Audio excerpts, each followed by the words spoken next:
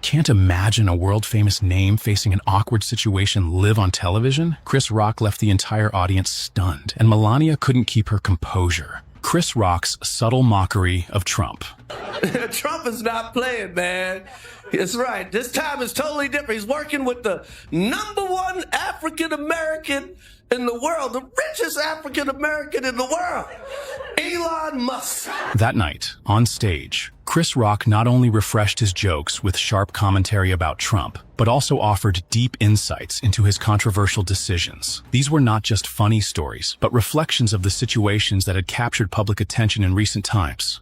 Trump's business failures, controversial statements, and even decisions made during public events were woven into the humor. According to a recent survey, 45% of Americans were dissatisfied with Trump's policies in 2023, which became the target of Chris Rock's subtle mockery. Rock cleverly pointed out bizarre situations from the past, from Trump trying to adjust the hurricane map to his controversial speeches. Melania reportedly lost her composure. Melania, who is known for maintaining a calm demeanor in most public situations, had unexpected reactions after that night. Close sources revealed that she struggled to control her emotions, no longer able to maintain her usual composure.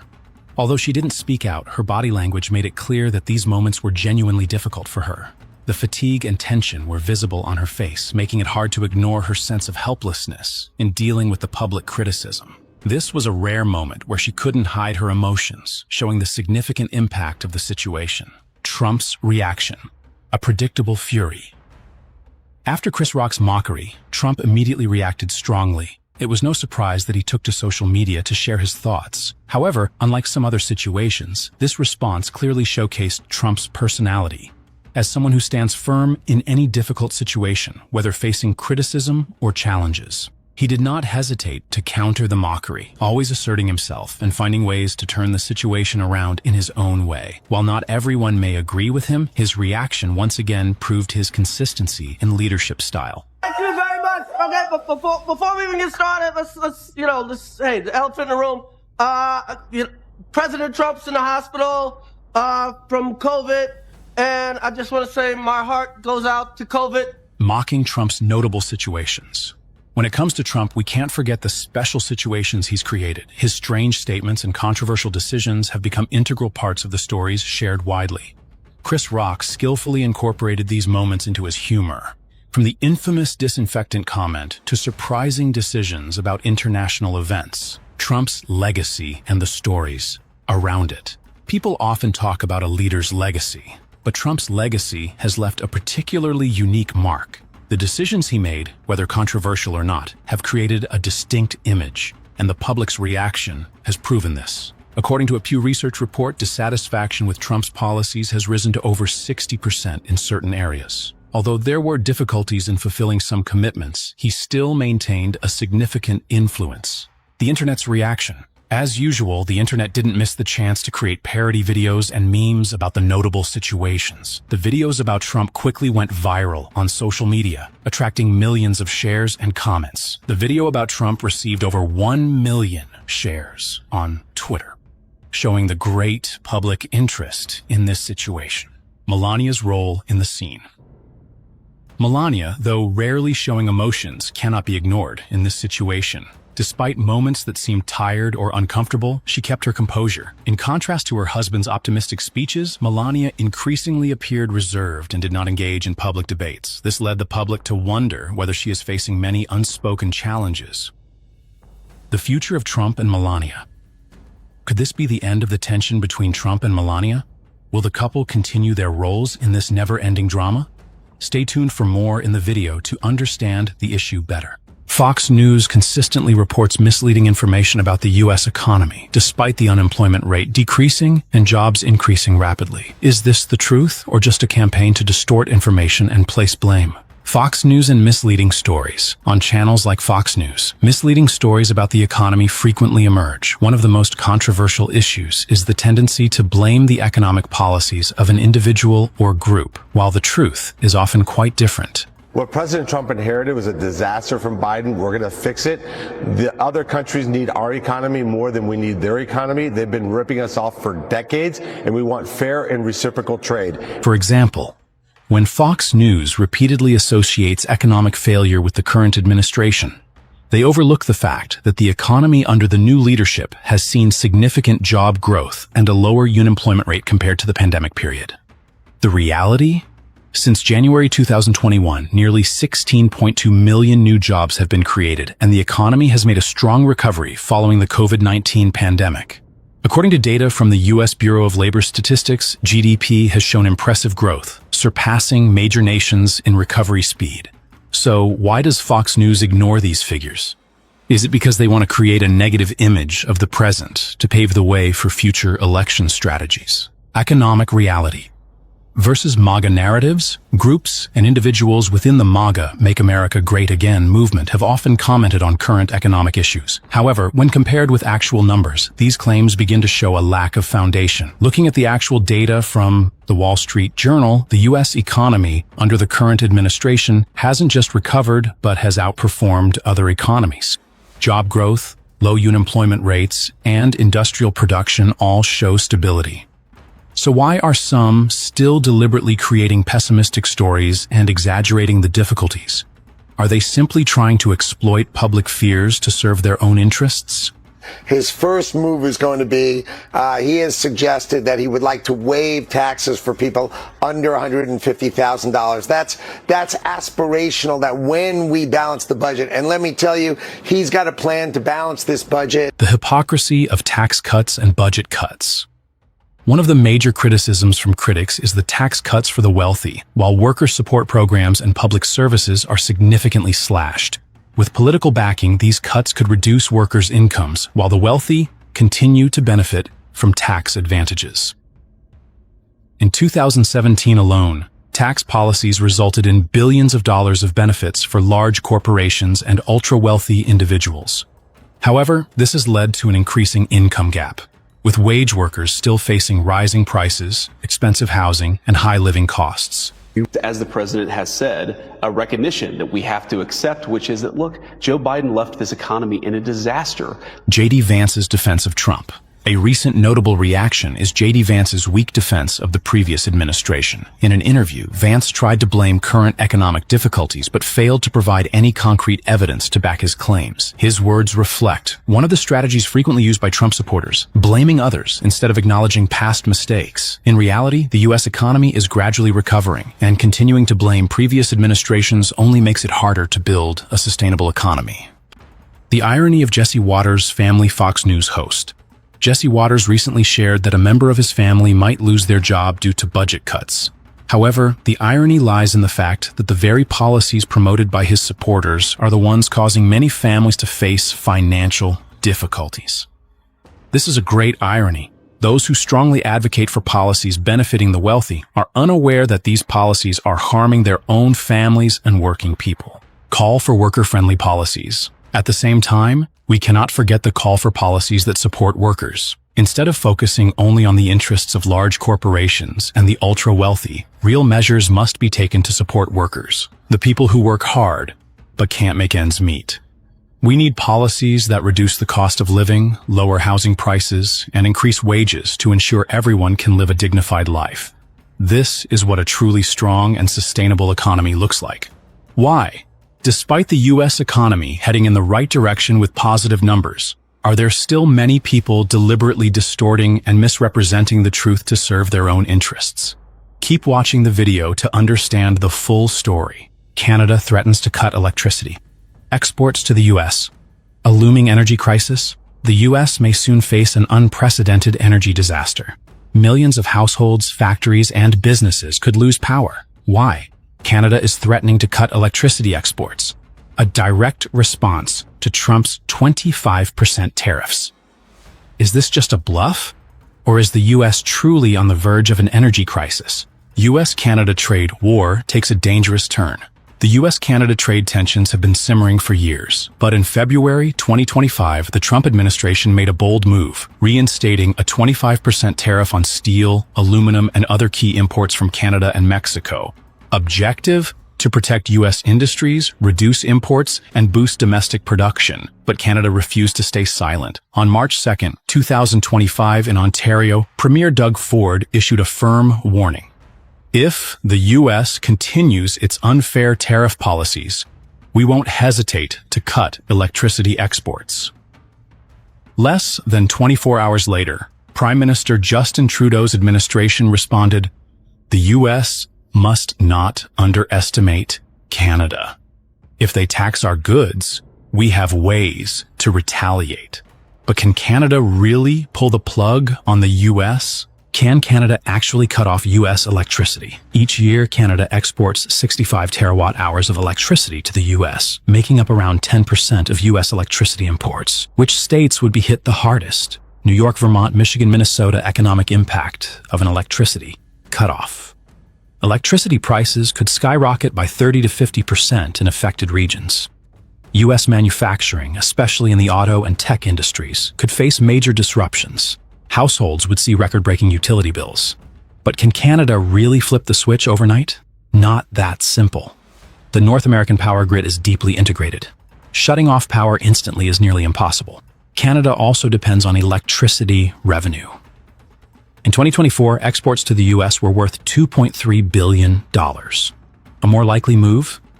Canada could gradually cut supply or raise prices, applying economic pressure on the U.S.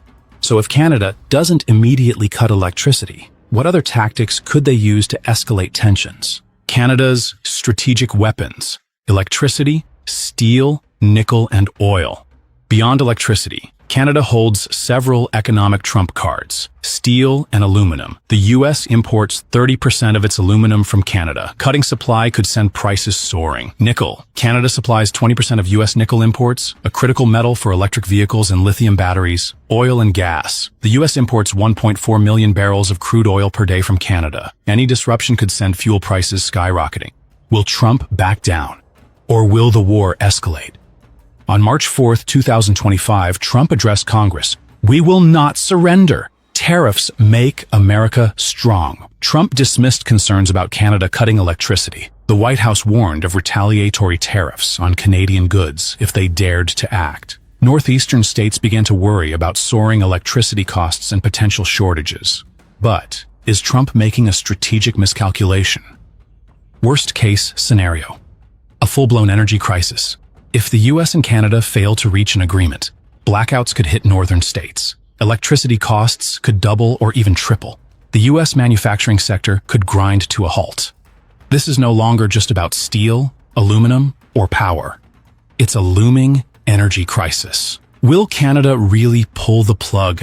Some experts believe checkmark Canada might reduce electricity supply gradually rather than cutting it off entirely. U.S. consumers will face higher electricity bills and potential shortages, but a full-blown energy crisis, unlikely. At least for now.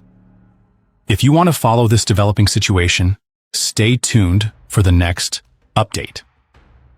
Alert. Donald Trump delayed imposing a 25% tariff on Canadian imports, but trade tensions have already erupted. Canada is not standing still. Provinces are quickly striking back, targeting key economic interests of the U.S. Is this a smart strategy or a risky gamble?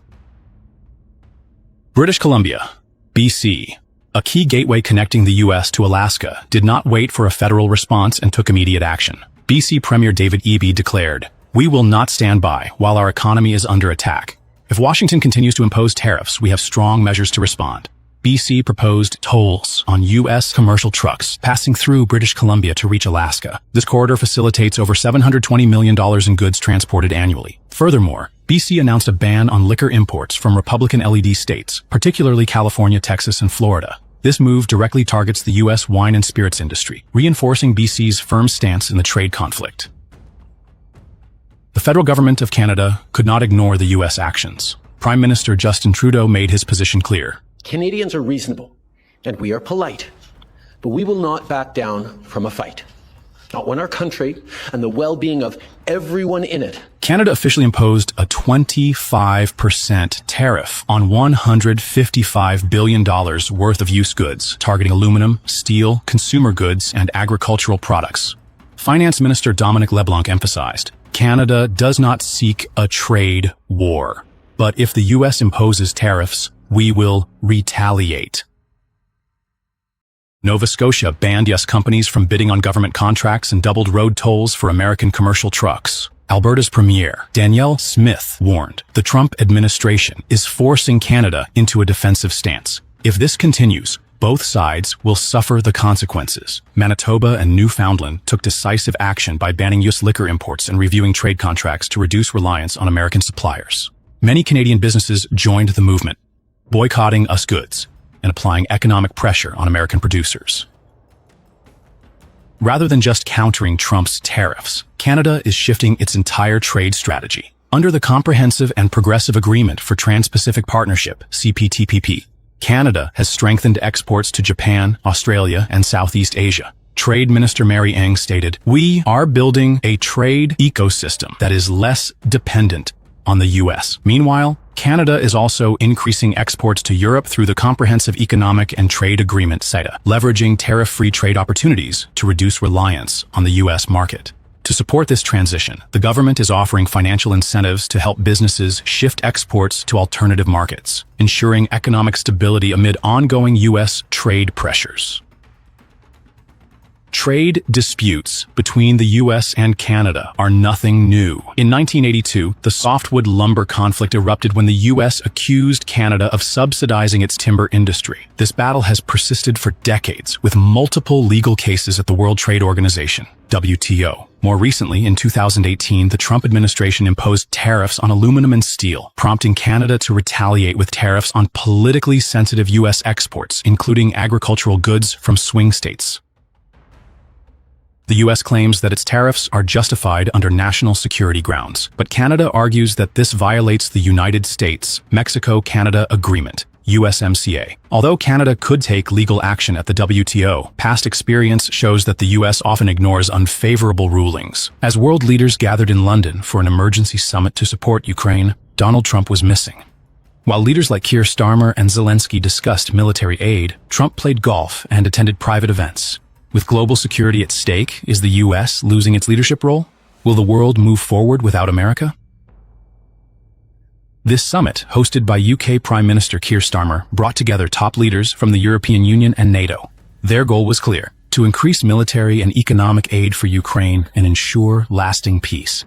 Keir Starmer declared, "We are at a crossroads in history today. This is not a moment for more talk. It's time to act. We will keep the military aid flowing and keep increasing the economic pressure on Russia. We agreed that any lasting peace must ensure Ukraine's sovereignty and security." Zelensky emphasized, "We do not want an endless war. What we need are real security guarantees so that peace can be sustainable, not just a temporary agreement." While the world worked tirelessly to find solutions for Ukraine, Donald Trump, the former U.S. president and current presidential candidate, was completely absent. He did not attend, nor did he make any significant statements. Instead, Trump spent his time playing golf and hosting private events at Mar-a-Lago. This stark contrast sparked disappointment among allies and ignited criticism even within the U.S. A political analyst commented, "At a time when America's allies are facing one of the greatest crises of our era, Trump has shown that he simply doesn't care. This is a clear sign of weak and irresponsible foreign policy." Senator Marco Rubio, a close Trump ally, criticized President Zelensky for trying to explain the Ukraine situation to Trump. He remarked, "Zelensky keeps trying to explain Ukraine to Trump, but that's not an effective way to do diplomacy." This statement immediately drew backlash. Many questioned why a U.S. president needed someone to explain Russia's invasion of Ukraine. Shouldn't a leader already understand such a critical global issue? Prime Minister Keir Starmer highlighted the formation of a new alliance, the Coalition of the Willing, a group of nations ready to take action. This was a direct message that if the U.S., under Trump, refuses to participate, Europe will move forward without them. European Commission President Ursula von der Leyen stated, "Ukraine must become a steeled porcupine, a nation so strong that no one dares to invade it. We must secure their economy, military, and overall security." Canadian Prime Minister Justin Trudeau reinforced this stance. In that, we've also invested close to $20 billion in supports for Ukraine, military, economic, and other. And we're going to continue to be there to support Ukraine as necessary. These statements not only showcased Western unity, but also served as a warning to Trump. The world will not wait for the U.S. if he continues to ignore its responsibilities. President Zelensky concluded the summit with a powerful message. Ukraine does not need empty promises.